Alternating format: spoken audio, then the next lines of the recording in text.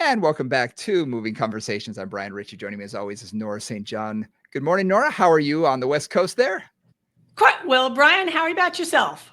Doing good, doing good. Yeah. It's been a good week. I'm reassimilating myself pretty well from my travels and being, 13-hour time difference. So I think my body's finally fully reset. It's been a couple weeks and it's like, oh yeah, I think I'm 100%. I think I'm reset. So yeah, Excellent. Takes a while, doesn't it? it's a lot longer than it used to. It's like I get about 80% there, and that last 20% takes a little bit uh-huh. of time. Few Yeah. days. Yep. Yep.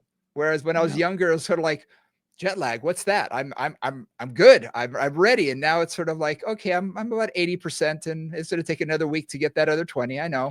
It just is. Al and I traveled so much for a long period of time that we just called it lag. It wasn't even jet lag anymore. We were never in an optimum state because we're traveling like long distances at least every month or every 2 or 3 weeks Yep. really. And at some point it's just like I don't know where I am. I don't know what time zone I'm on. I don't know what my body clock's doing. I'm just going. Yep. I have a client who was like that for so many years. He was just always on a plane and Yeah. always somewhere else. And yeah, he said, you never get used to anything. You come home No, and it's sort of like, I'm you just here now. function. You Yeah, just you just function. figure it out. You figure out Yeah. when you sleep, when you need to, and you just move on. Cause he said, you never get used to it. So Nope.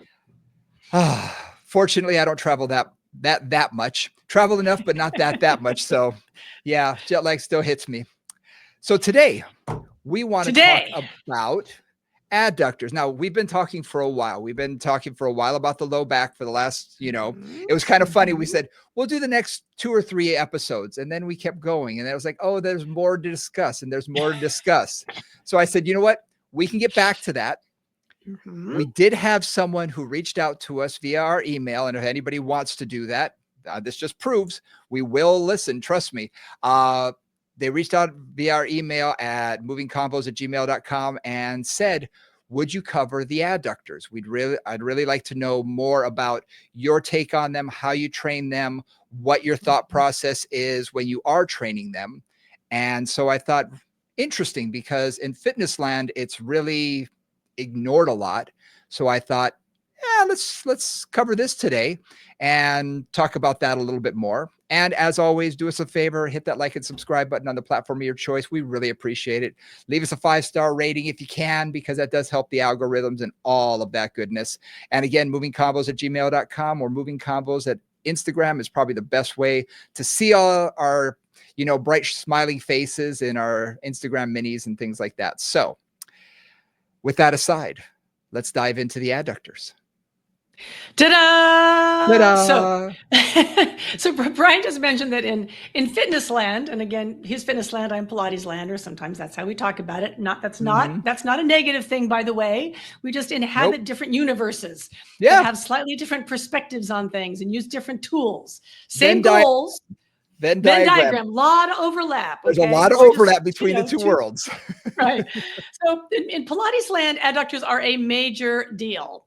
Yes. The center line, bringing the legs together, especially if you're coming from a more classical tradition. Everything's done with the legs, the inner thighs smushed together and held in a tight parallel because of that focus on the adductors. If you think about, again, in the Pilates space, the ring, the Pilates magic circle, as Joe Pilates called it, right? That's all about getting that inner thigh connection, getting that midline connection all the way from the big toe up through the adductors, the pelvic floor, and up into the core. And sometimes I would say that sometimes, especially some of the Pilates that we do, doesn't focus enough on the adductors. Right. But we still want to talk about the adductors and all the different ways to train them, thinking about open chain and closed chain, looking at isometric versus, concentric and eccentric work. So a bunch of things to talk about. Where should we Yeah. start? All right. So there's a lot of places for us to start. I think the anatomy is usually the best way to start, because let's just say when I first got into this industry and you look in the books, they just called them the adductors. They didn't break them down necessarily. And even when I went to pre-med and we looked at everything, it was sort of like they mention each muscle group or each muscle, but then they just, after that one time, they start just referring to them. They're the adductors. And it I wasn't just until I love started them. yeah, it wasn't until I started teaching the anatomy in 3 dimensions that I really was like, wow, yeah, each one of these does a slightly different job based on its specific anatomy, based on where it's Mhm. attached, because each one has very different leverage from one another. And yes, fascially, it's sort of, they all sort of smoosh together eventually, but they still are so important individually. So I thought, let's dive into the anatomy first and then go on from there. Great. So once again, I will just attempt to describe this in words as best as possible, but YouTube will be helpful. I do have a pelvis in my hand for those of you who are listening, not watching. And so I've got a pelvis in my hand. And what I'm looking at here is, if I look at the top of the pubic ramus, the superior pubic ramus, the adductor is attached on the top there. There's our pectineus attaches along the top of the top of the pubic bone, if you want to think about it that way. Then we have our adductor longus and our gracilis, which attach kind of along the front, really along the pubic symphysis.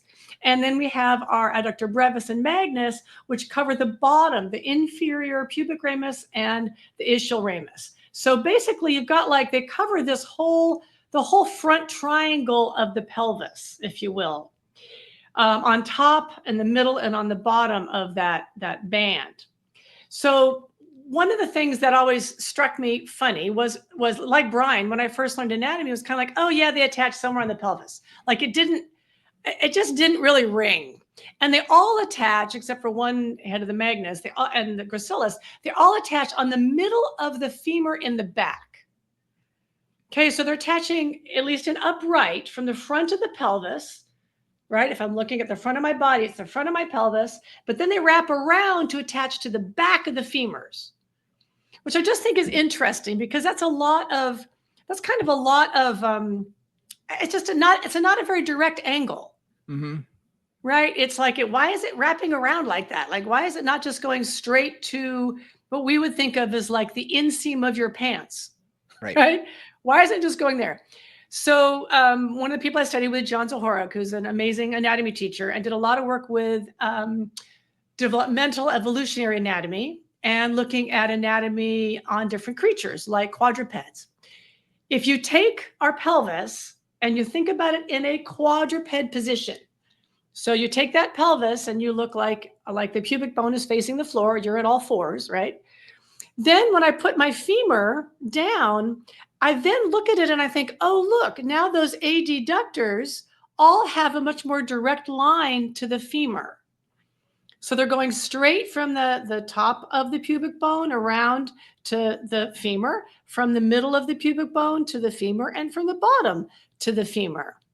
And that, when I think about that in terms of function, that means that those muscles are designed to keep that femur tracking, whether it's in flexion, and this isn't a quadruped, if I'm crawling, right? In flexion, in neutral, or in slight extension. So it's really designed to keep that femur tracking relative to the pelvis.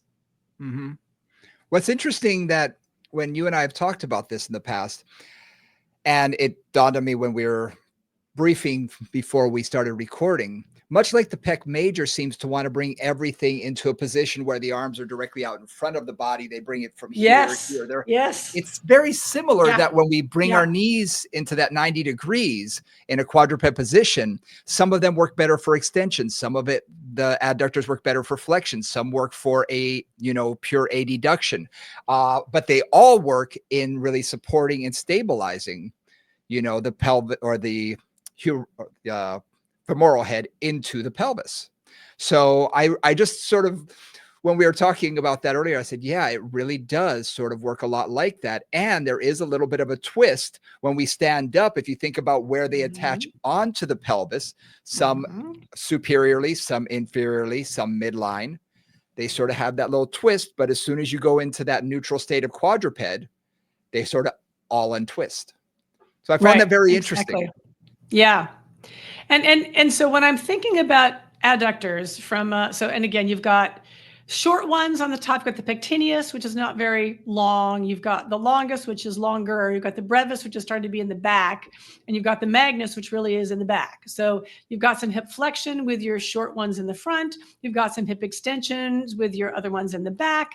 And then all of them, of course, will bring the femurs towards each other in different combinations, right? Depending on what position the femur is in. If you're in 90 degrees of hip flexion, they'll work differently than if you're in hip extension at the end of a stride, for example. So just thinking about like all of them are working, but they're working differently. Now, what we haven't mentioned, which is the last one I'll mention with a little bit of detail, is the gracilis. Mm-hmm. So the gracilis also attaches pretty much to the front of the pubic symphysis. And then goes down and attaches to the medial side of the knee and is part of our, pes anserinus, there we go, our duck foot, which is this area of fascial connection just underneath kind of the medial epicondyle of the tibia, kind of right on the top of the tibia there. So this is the only adductor that actually crosses that knee joint. Right. So it causes some knee flexion along with adduction. Yeah. So I always thought that was interesting when you think about where everything attaches.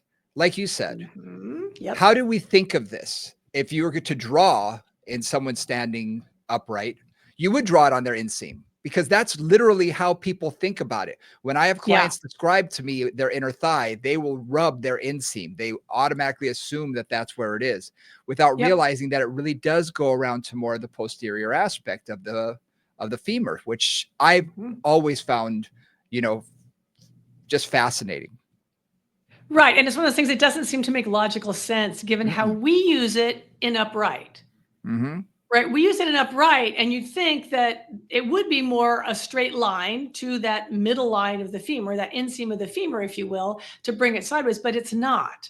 And again, that's presumably evolutionarily. That's just where things developed because of how we have grown up from being all fours to a standing up person. So a couple of other things about that. One thing is, when I think about how the adductors work as a human, as a standing up human, as a upright person, you think about that, and you think that in all those circumstances, as soon as we're upright, those adductors are guiding around to the back of the femur. And some are more in line with the back of the femur, like our adductor magnus. Others are really in front of that. So they're going to provide some of that flexion. Right, they're going to bring the femur forward in our stride if we're walking. And then they're going to, you shift your weight onto that, you lean over it, and then you tension the front of that femur. This is a little bit like we're talking about the psoas, and that provides a little bit of that spring to bring the leg forward. Hip flexors as well, of course, and there are some hip flexors in the adductors, the pectineus and longus particularly have some hip flexion component. But you can, again, it's another place where you've got that whole anterior hip that tensions as that leg goes behind you. And depending on your speed, like if you're running or jumping or whatever, right, you can tension that and then elastically recoil, bring that leg forward. And those adductors are going to do a little bit of that, but they're going to keep it in line. Right? Their job is to keep it in line, not just flex it, but keep it organized around the midline. Is that why we often see with like groin injuries, when people pull muscles, that I'm not going to say go hand in hand with hamstring, but we will often see a combination sometimes, of that explosive strength when, they're using that hamstring and hip extension. They're really exploding off of it, but it's the leg forward that's catching them when everything's in a stretched out position, that's using that elastic recoil to literally catch them with so much force that it eventually can't hold them up. And, so we see those groin injuries occur then, we see the hamstring injuries occur then. And it's usually closer to the groin than it is the distal end. Absolutely. And one thing to think about there too is if you look at the hamstrings, Right, all three of the hamstring tendons attach onto that ischial tuberosity, that sit bone that you're probably on right now if you're in your car, wherever you are listening. And then the adductor magnus attaches right next to that. Yeah. So anytime muscles are that close to each other, there is a relationship. So if you happen to tear your hamstring for whatever reason, you may influence or also irritate the magnus. And if you irritate the magnus, you may also irritate the hamstring, just because inflammation in one area will tend to talk to its neighbors. It likes to Yes. share the love. As I experienced 6 or 8 weeks Recently. ago. Yeah. Yeah. My little muscle tear. And I thought, oh, it's just hamstring. But no, it was actually the adductor magnus that had even a greater tear.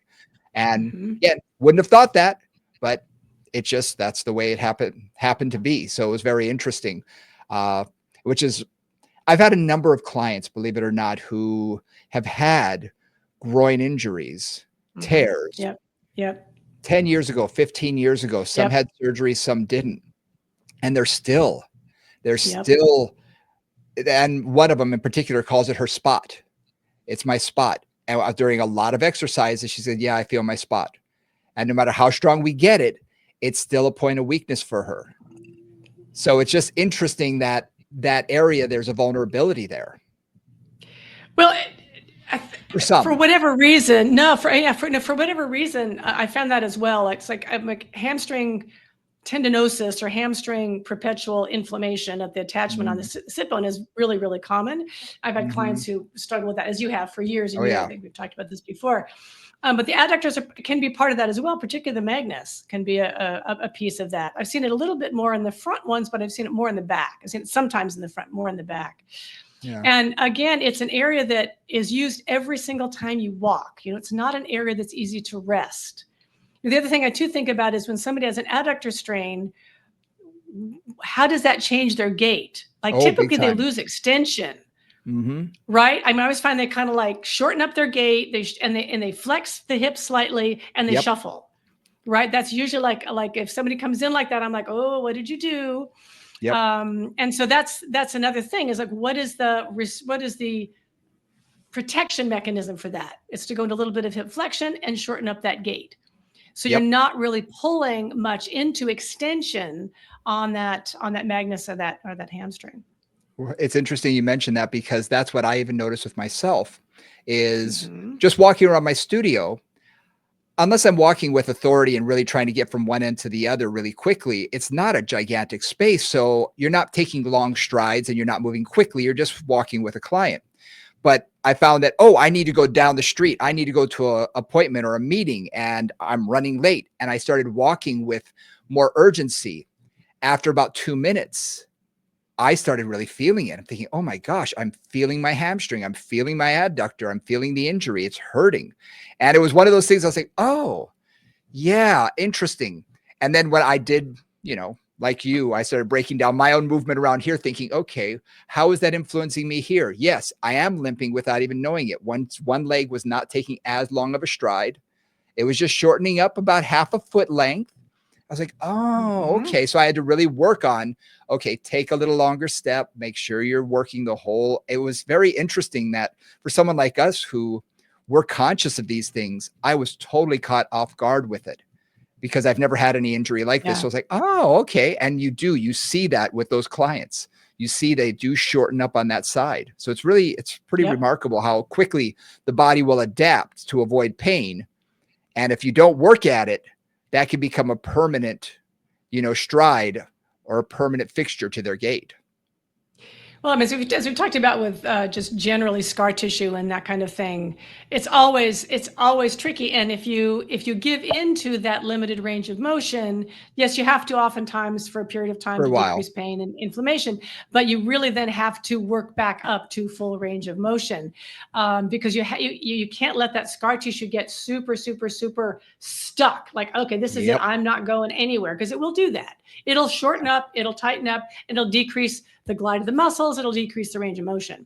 So those are things to make sure you're keeping on there. So talking about training the adductors, Yep. Yep. and a couple things come to mind. One is a very This is an opportunity to talk about isometric training versus Mhm. concentric eccentric training or isokinetic training. This is also an opportunity to talk about open chain versus closed Yes, chain. exactly. So we've talked a little bit about that. I think we've talked around that at some point in the past, but it's been Mhm. quite a while. So oftentimes, like I think about, the Thigh Master, you think about the Pilates Magic Circle, you think about a lot of exercises done for the adductors, Yep. which are basically putting something between the knees or the ankles or whatever and squeezing and holding, or squeezing repeatedly in a small range of motion. Yep. So that is one particular way to strengthen, but what do we know about those kind of small range or isometric strengthening, Brian? You're not really getting much function out of that. It doesn't You're translate to functionality nearly as much as doing something more of a closed chain environment. right. I mean, also like isometric stuff strengthens within a few degrees. Like Yeah. isometrics are a About great 10 way to degrees. get right. So you get strength quickly. Like it's actually a very easy way to strengthen something, but only within about 10 degrees of that range you're working. Yep. So, that means, yeah, you'll get some strength, but that strength will only be useful if I'm holding something between my knees. So, should I be? I'm not sure. I don't want to think really too much about what that might mean, or when I might use that. You'll be able to open a jar of pickles really well. That's all I'm going to say. You'll be able to do that. Well, I'm thinking my brother, who Brian also knows, was a skateboarder when we were kids, and he would go up. He'd go up and he'd go swimming or whatever, and they'd take his skateboard back home down this relatively steep hill. And so one time he was decided to skateboard barefoot. Decided that was a really good idea. Okay. So, but he had his shoes with him, but he didn't want to hold his shoes. So he had his shoes between his knees. All right. So he was doing an isometric adductor contraction. The whole time. Well, until he dropped the shoes, the skateboard hit the shoe, he fell forward and broke his clavicle. I was Right. Right. So that's the other time. The other time I'm thinking of like where you might want to actually really, use that isometric adductor strength. So, Yeah. right. So again, you can get something there, and a lot of times, like certainly when I'm working with my clients who are weak there or who have pelvic floor issues post pregnancy, all that Yeah. kind of thing, or just a whole weak medial line, like they pronate, maybe they're a little bit knock-kneed and they don't have a lot of strength there. That's a great way to start the process, right? I'll just It's wake up the activation. muscles, get it going. Yeah, it's Yeah, just like, come on, muscles, pay attention, get a little bit of exactly. endurance here. And we've all done that. We've all done bridges with a ball. We've all done bridges with the magic circle Yeah, or various things like that. variations of that, exactly. And again, to wake the area up, especially if you're trying to influence other muscle groups like the pelvic floor, it can really be beneficial for doing that. Or if I want to do more internal rotation of the femurs, it's a great way to be able to influence that as well. Is that you Yep. can sort of get all of that sort of in line and organized well through that isometric. But again, like we said, even about core and all these other things, as soon as you stand up and go into a closed chain position, those muscles are going to be like, you want me to do what now? Huh? Because Yeah. they don't know what to do. I Right. think about in the fitness world, yes, we had the Thigh Master, Suzanne Summers, God bless her, man. She made a lot of money on that thing. She made a lot of money hawking that. And a lot of people bought it. A lot of people bought it. And that replicated the machine that I've seen. If a gym is large enough, one of the machines Yeah. that every single gym will buy is an Yep. abductor and an adductor machine where you sit in it and you spread your legs as far apart as you can and you squeeze and you release and you squeeze and you release. And it's open chain to a certain degree and closed chain as well because you're locked into a specific path of motion. So it's kind of an in-between sort of Yeah. It's one of those gauge between, semi-closed chainy thingies. Yeah. yeah, but it's not that functional. Again, have I used it before? Yes, if I need to wake something up, if I just need to get someone to understand what we're trying to work so that they can feel it, because on something like that, you're going through larger ranges of motion. With a lightweight, you can get them to feel it and they're like, oh, okay, I see this. Now that I have a reformer, that's my go-to for doing that now. But we're thinking years ago when I was in a gym environment. But that machine is always in use. People Yeah. always use them. Yeah. Yeah. because women Yeah. always think that that's how they're going to reduce all of that inner thigh, adipose tissue. Yep. And oh my gosh, it's such a waste of time. Exactly. As you're, well, particularly in terms of function, Yeah, there's no right? function with So it.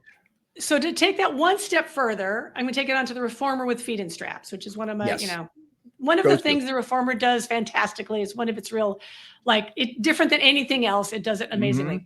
So there, it's like you've got that same idea of working the inner thighs, but you're working in many, many different ranges because you can do them at 90 or a little lower, a little lower, a little lower, and you're working the hamstrings at the same time. So you think about somebody like you, Brian, who had a hamstring and adductor problem, tear or injury, like that is a great way to get all those different angles. Yes. And you're not really working the adductors much except for against gravity, Hmm. right? Because there's not resistance really coming direct. There is on the trap table, but not on the reformer. You're not really getting gravity coming straight from the sides. You're getting just, support coming from this direction, and you're pulling that way. But that's still quite useful, and you can get a lot of Oh different yeah. ranges of motion out of that.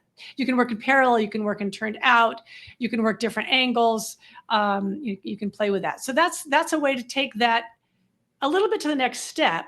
It still isn't entirely functional, however. Right. But wait, I want to say one thing. When I was at St. Francis, we worked with a running back for the San Francisco 49ers. This is a million years ago, Ronnie Lott, who was a wonderful running back. Hmm. And he had a groin strain. Not too surprising in a football player, actually, especially a running back. And he had tried a million things. He tried all kinds of things. PT, he did all kinds of training, and he ended up at St. Francis working on the reformer, which was the thing that changed for him. Like that made the difference. And actually, that was why reformers ended up in the 49ers training room, was because of Ronnie Lott, like this a million years ago. And what I say about that, because I've worked with many clients with that particular issue with just that exercise, is it's training it in all those different angles. So if Hmm. there's scar tissue developing, you're breaking it down in all the ways that you will need to make it functional. And you're developing a little, at least a fundamental, functional, foundational level of strength, I'll say, not massive strength, in all the ranges of motion that they might need. What's interesting is with the reformer, it's sort of my go-to for adductor work, especially for men, Yeah. because they don't train it, especially if all they've done is squats, or maybe they've done lunges, but squats is you or a leg presses in Yeah. fitness world, sort of the go-to for most men. And for me, it's like, okay, we're going to put you on here.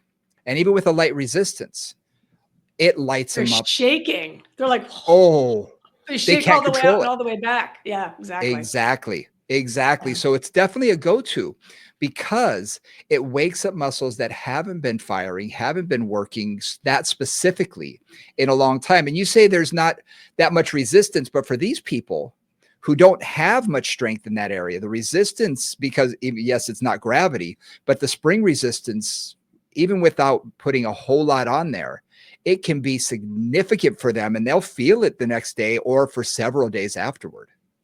Well, really, it's. I mean, the resistance is your leg weight, which is not Yeah. Oh, yeah. inconsiderable, Oh, right? absolutely. So it's like, because resistance, because of where the resistance is coming from, most of that's ending up in the hamstrings. So Yeah. if you're just doing a straight inner thigh, you're not getting it. But that's your leg weight. And I've Yeah. got clients Yeah. who I'm sure their legs are 50 pounds each because they're a, Mhm. 250-pound guy or whatever. Like Yep. that's a lot of weight to be lifting. Yep. So yes, it's not, it's lifting your legs against gravity, which actually can be considerable. You're not And what just I lifting your arms or whatever. right. What I love about doing it on the reformer too is, again, fitness land. I grew up teaching group exercise. That was one of my first Mhm. things. And of course, we learned from Jane Fonda. And to do any adductor work, it was always that short range of motion from Yeah, neutral across to the up, midline to up, inside either lying, inside lying. sideline or even if you're standing, you're bringing Yeah, it across the body, yep, but there's hardly any resistance in that position. And it's yes. very, very challenging to load that in those positions significantly because they're a very small range of Mhm. motion. Right. And it's not the most functional range of motion because how often, unless you're a soccer player or a kicker of some sort, you're not coming across the body using your adductors very much, not on a regular basis. Yeah. Sprinters maybe, but for general pop, it's really not going to be used that much in Right. that range.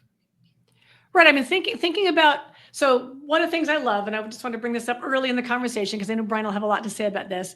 Like Mhm. when I think about the adductors functionally, I think about a couple things. One is, for example, like an exercise example, and this is not, you can't really do this too well in the reformer. This is a fitness land exercise.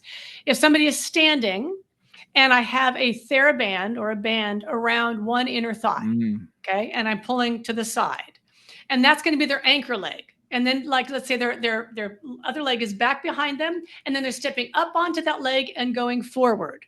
Mhm. And then they're going back, and then they're going forward. So they're basically just taking a step in place, back to front, with that resistance of the standing leg adductors. Like Yep. that's functionally, if you think about it, that's how the adductors get used, Mhm. right? And they have to have the ability to control and hold that femur in place, Yeah. whether that other leg is in extension, moving through neutral and unweighted, or landing in front of them. Yep. And so a lot of times when I think about the arc of the adductors and I think about training the adductors, I want to get as much of that whole arc as I can. Yeah. Yeah. And in that sense, you're really focusing on the stability aspect because you're really trying Yeah. to increase the amount of stability that's coming from the adductors, because when we think about gait, we normally think about the abductors as being the prime mover.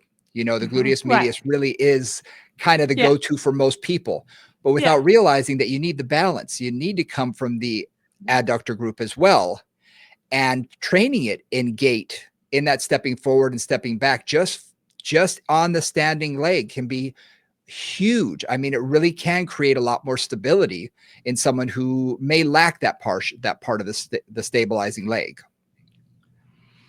The other thing too, if you think about closed chain versus open chains, this gets a little bit Mhm. to that. Now, I've talked about this, or I've certainly talked about, anybody who's trained with me about this in terms of the abductors, that the typical in Pilates abductor exercise in mat is side lying leg lifts, like the Jane Yep. Fonda moment, right? Side lying, lift the legs. That's getting the abductors. Yes, it is getting the abductors in an open chain way, meaning the Yep. foot is not getting any feedback. Now that creates something, it does, Mhm. but my experience over years and years and years has been that does not translate to standing. Mm. Like I would love that to translate to standing. And I realized after teaching again a million clients over a million years, saying I'm going to get the abductor stronger this way, it didn't really work. It just didn't really translate the way I wanted it to.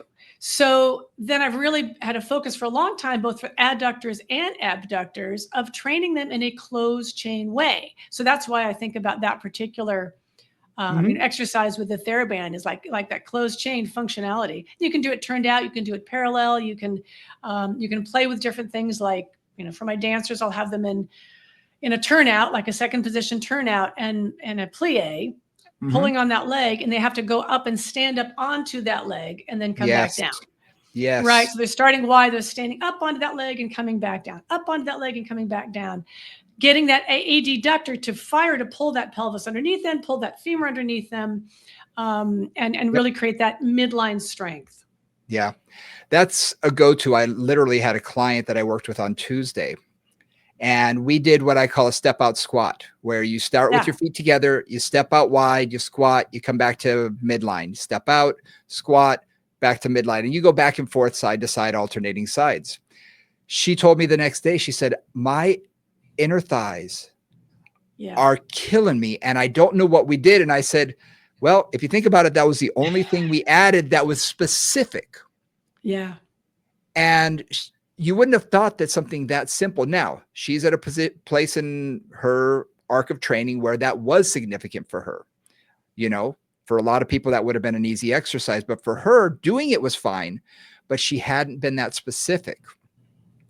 And I love doing things even like step overs, sideways on a step, you know, Yeah. Absolutely. Yep. or standing on the top of the step, step down on one side, step back up, step Yep. down on the other side, step back up, Yep. because it really gets a lot more of those muscles firing than people realize. People think, oh, that's just quads. No, you're working the entire lower body in a very easy way, even on a 4-inch step up. So for an older client, I'm thinking about a client who left earlier today, who's in her late 60s, that's a challenge because she's had knee issues, she's had hip issues. So doing an exercise like that is a very big challenge, but man, does it get results? Well, and think about not just training, but how we think about our life. Most of us really think about life as being sagittal. We Yeah. walk forward, we sit with our legs in front of us, we drive and our arms are in front of us. Hmm. Unless somebody has trained or thought about it for some time, which some people have, but a lot of people have not, they're focused on moving in that plane only. Absolutely. So they haven't usually spent a lot of time even just doing a step side, right? Like a Hmm. little grapevine or a little sidestepping or a little clock lunge or, in your Hmm. case, that nice, squat to parallel. So they haven't done a lot of that for the most part. Hmm. And so I find for a lot of my clients, any way that I start to get them stronger, moving out of sagittal makes a huge difference. And in terms of the adductors, that's really where like another way to do that is a simple like a clock lunge, right? Hmm. One leg's Absolutely. there, you go forward, you go to 1 o'clock, you go to 2 o'clock, you go to 3 o'clock, you go to 4 o'clock, you go to 5 o'clock, you go back around. And that also is going to get that stability from really abductors and adductors in concert on that Yep. standing leg, and work on balance, work on being prepared functionally for the unexpected, having to suddenly Hmm. move in a way your body's not used to. So Yeah. I, Yeah. I think thinking about, how do you train the hip, the abduction and flexion and extension? How do you train it in internal and external rotation? How do you train it functionally in closed chain? I think those are all key elements. Yeah. No doubt. And it comes down to balance. And I'm not talking Mhm. about balancing on one foot. I'm talking about balancing the No. whole lower leg Yep. because we don't we don't work in isolation very well. Or Our we don't bodies work in don't. isolation, period. Unless you We will specifically attempt tell it to. to. Right, unless you Yes. tell it to in a machine, I Yes. only want to work this, and even then, you're getting a little help from other Yeah. things. Yeah. But just in functional movement, we have to work everything. We have to move our whole body. So even if I'm trying to train my abductors, guess what? My adductors, my adductors are firing as well because they have to stabilize from the opposite side in order so I Yeah. can train my abductors. So it's Yep. really about creating that balance. And I've spent many hours working on trying to create new exercises and trying to think up exercises to really focus on creating more of that three-dimensional movement pattern, Hmm. you know, and maybe creating a little bit of instability. One thing I love for the adductors, and I'm not going to mention, there are many things that we can use in both Pilates land and fitness land. We're not here to sell you anything, so I'm not going to mention that. I'm going to mention something very cheap, and it's a furniture slider. You can use a Yeah. paper plate. You can use a gliding disc, Yeah. whatever you want. Something that's going to slide easily. I've used a towel on hardwood floors. I've had clients do that before. But be Yep. able to have them stand on one leg, put one leg on whatever that slipperier surface is, and go out into take that, squat on one leg, but the other leg straight goes out to the side or out to like 3 o'clock, 4 o'clock, 5 o'clock, 2 o'clock, moving it out to the side in various patterns will affect different parts of the adductor while I'm still strengthening the side that I'm technically lunging on. So I'm getting both Yes. sides really, Yes. really well. And it's a Yep. great way that I can add that in. And could I use the reformer, or could I use a Coraline, or could I use another instrument? Absolutely. But you can do the cheap route. Use a paper Yep. plate. It does work. Exactly. Or a furniture slider. Exactly. And if you're thinking about things clients can do at home, Yes. you can almost always find some way for them to do something at home. Because in our last session, we talked a bit about client compliance and how do you get Yes. clients to do homework. And that's just that's something that with this kind of thing, even a little bit of that makes such a big difference for somebody. And those also can be fun. So not everybody Yes. thinks fitness is fun. We all know that. That's one of our challenges. But it's like I know Brian and I both do the things where okay, I'm going to call out the numbers and you've got to slide your leg to that number. 3, Yep. 2, 7, Yep. right? Like we're like so they've got to respond and react. Again, that's a higher level of training. But if I'm training somebody to run, be on the soccer field, or any kind of a running reactive sport, I Hmm. want to try to get them reactive so they can actually tolerate all those sort of sudden changes of direction and not cause themselves trouble. And something about doing the clock lunge, another exercise that I have utilized a lot. And depending on what they need, I may want to load them with a light band or something. Have them stand on a stationary leg. And then I call out a number and they have to reach out with the opposite leg and just tap to 12 o'clock, not stepping forward, but staying on that stationary leg. Now, if I find that they're always turning out or that their abductors are stronger, then can I put a band around them and actually have them pull in a little bit more on their adductors, provide a little bit of lateral force, just a little. And I'm talking about a light resistance. Talking I'm a not yellow talking, band and just a light little pull, just enough so it's they a reminder. feel something and have to push against it slightly. Yeah. It's a reminder more than anything else. I'm not pulling against anything hard because they have to balance and they're going to be focusing on take that other foot and tap out to 3 o'clock. And how I do it is I say, I want you to tap as far as you can.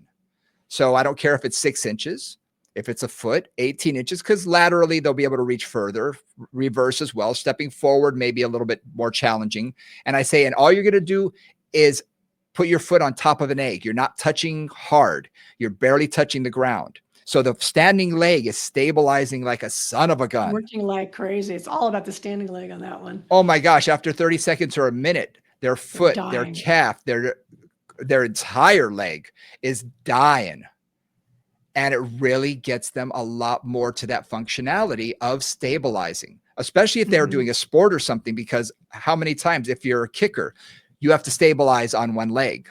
If you're, if you're doing skiing, if you're doing anything, you need to have that balance from all areas and you need to be nice and stable within the entire leg.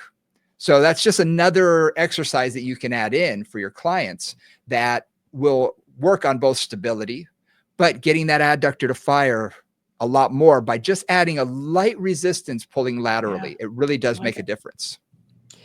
So one thing I want to mention is you're talking about that. I'm thinking about one thing, which is important to mention.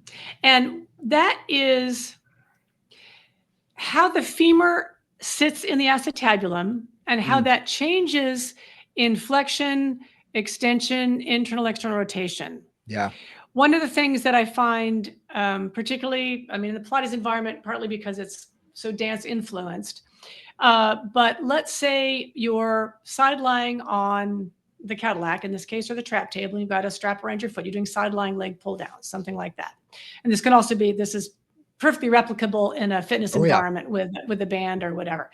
So you're side lying and you're pulling something down. Now, one of the things is everybody's femur is shaped a little differently. Everybody's acetabulum is a little different as well.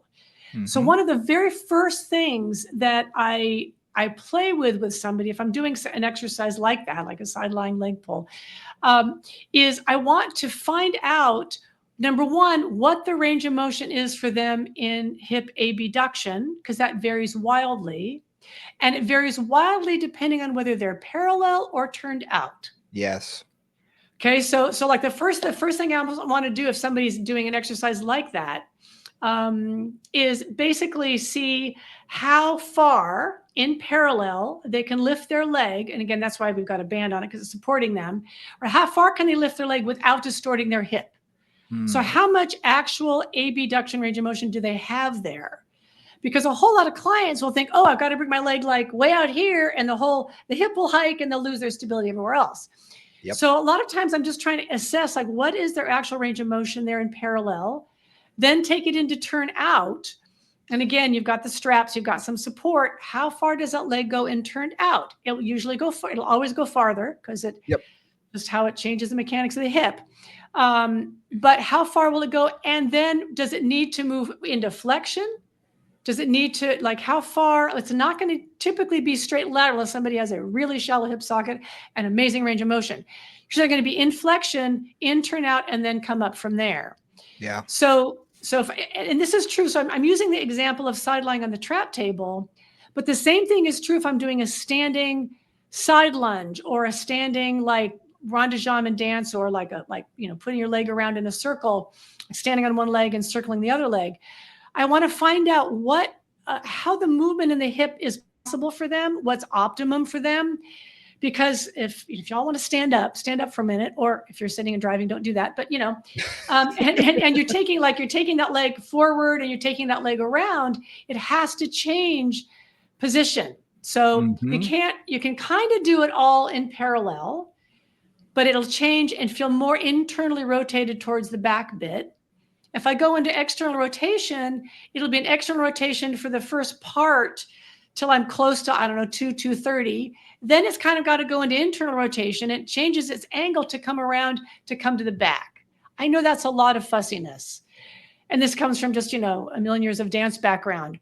But understanding where somebody's range of motions are, what their hip mechanics are in flexion, extension, and stepping out to the side can really make a difference in terms of optimizing their strength, decreasing the likelihood of injury, and really managing better hip mechanics for them moving forward. Because a lot of people have the wrong idea. Like they just think, oh, I should be able to do this way, and everything distorts, and they're going to destroy their hip socket over time. So teaching them what their hip mechanics are can be really helpful too in terms of abduction and adduction. And also, I think it's wise to be able to teach that to someone, because if they read an article in New York Times or Shape Magazine or wherever they read it, and it says, you should be able to squat to this, or you should be able to do this. Yep. Or watch something on YouTube. Or wherever. And it's funny because if you look at all the various people that we've had in classes, I love to take people and say, okay, I'm going to take these 5 people at random and have them squat. And tell everybody we're going to squat the exact same way and see how different each one is. And then tell them, find what's comfortable for you to go to, let's say, parallel with the floor. Some people turn out, some people are parallel, some people go really wide. Some people, to save their life, can't do it without looking like they're bowing to Mecca. Their whole upper body is parallel to the ground. Yeah. And it's all due to their mechanics and how they were born. Their bodies are differently shaped. That's why we can't put everybody in a lump and say we can all do this or we all can't.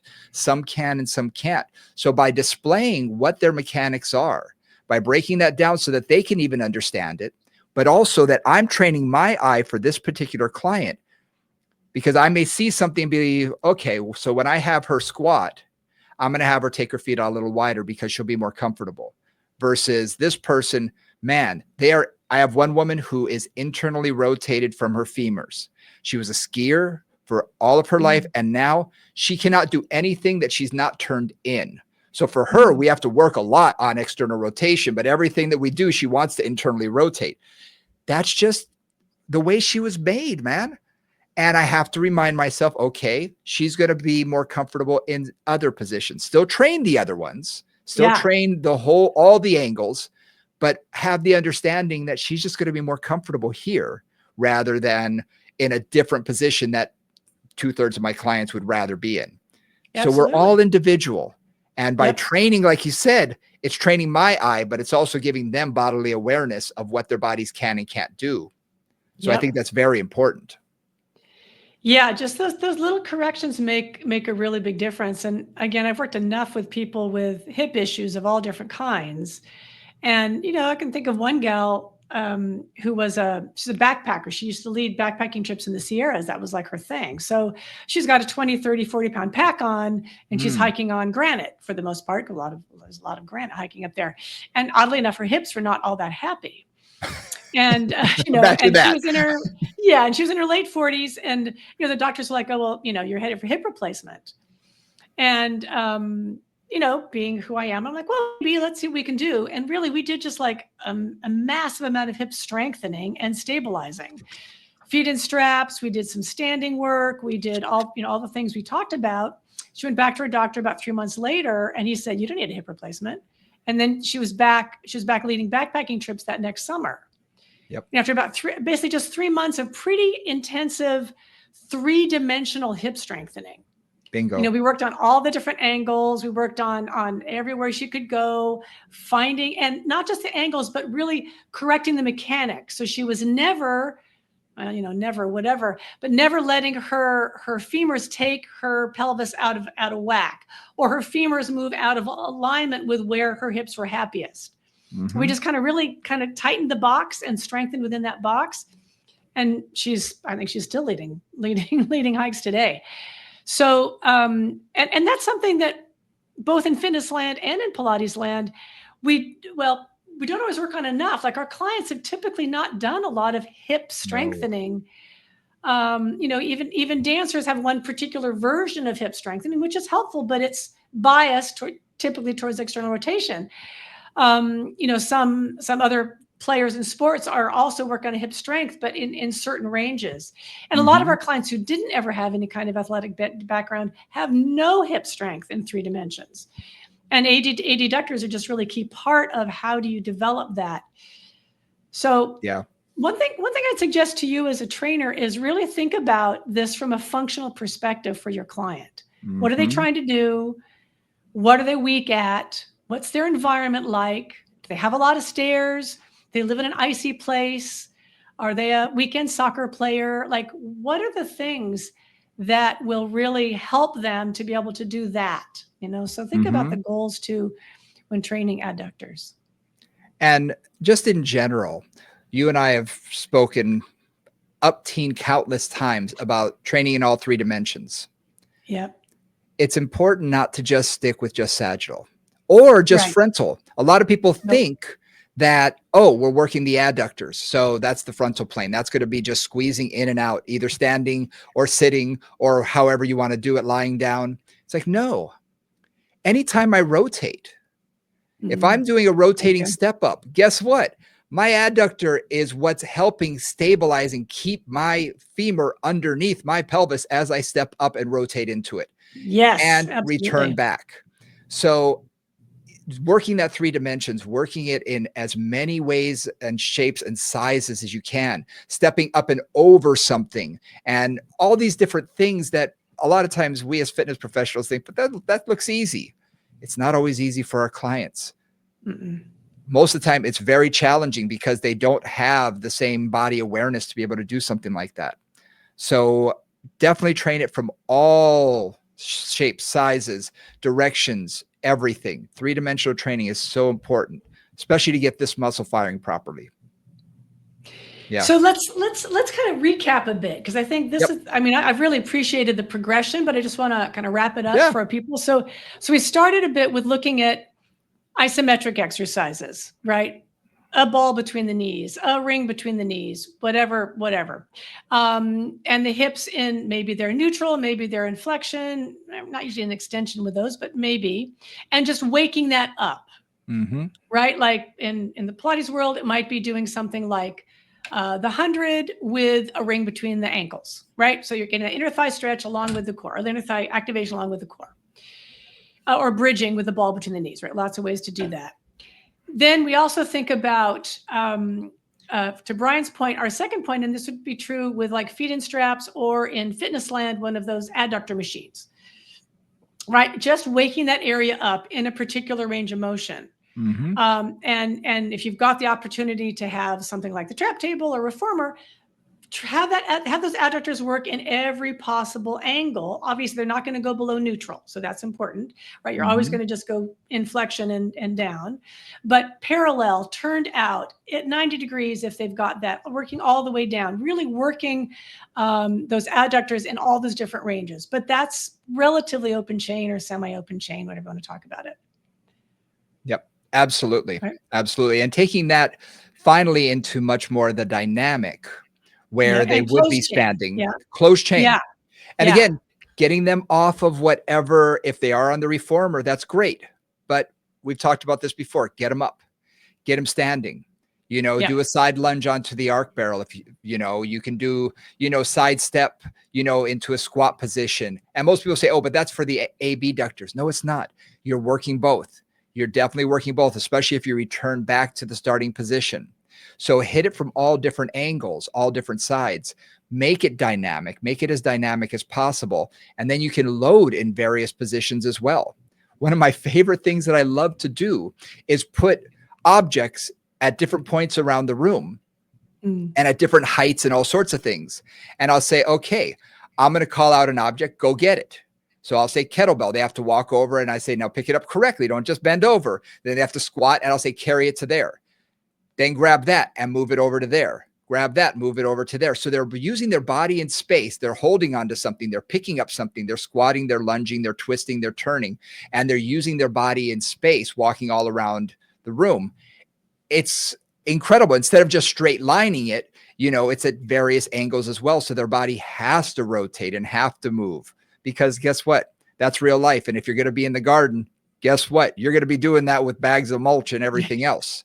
So keep Exactly. that in mind. That's taking it to that next level of functional fitness or functional reality, really, and getting them prepared for daily life.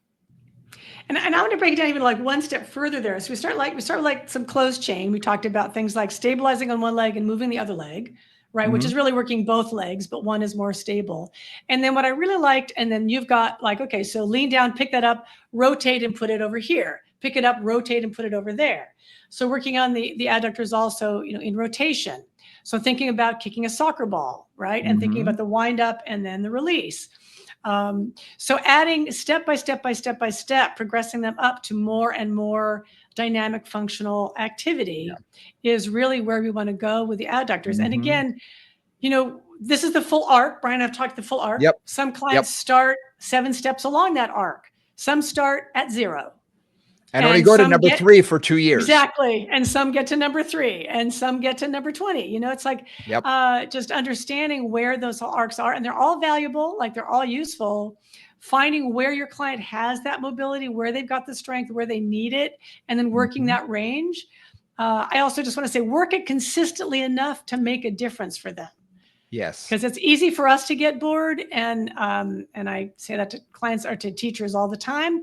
Our clients, some of them will get bored, but that's not the usual thing. Usually they're pretty good to do whatever you want them to do. And if you change it up just a little bit, that they won't really realize they're doing something not very different than they did last week, but now, it's orange instead of green. So, so really think about these things being consistent, legs particularly, consistent, long-term process, because endurance is part of what the legs have to do. Yes. It's not a short term, like I just got to do 2 rep things here. It's a multiple rep things. Yeah. And I love that you covered that. Be consistent.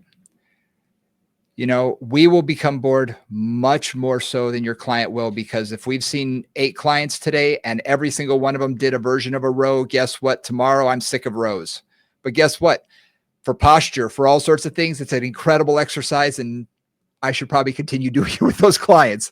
So again, it's about the client in front of you. Be consistent. I love that. And again, just adding a little spice here and there can make all the difference in the world.